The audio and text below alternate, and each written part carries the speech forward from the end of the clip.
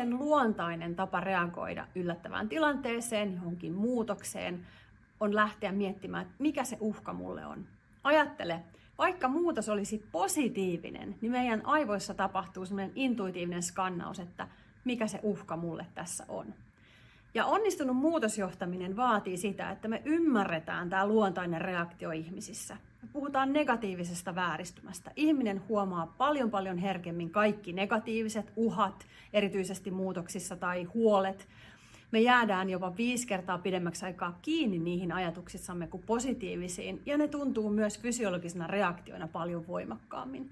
Eli tunnista se, mitä sussa tapahtuu ja mitä sun johdettavissa tapahtuu muutosten myllerryksessä. Ja miten me voidaan käsitellä niitä negatiivisia tunteita aiheuttavia asioita, puhua niistä, jotta me päästään niistä eteenpäin ja elämään sitä muutosta todeksi onnistuneesti.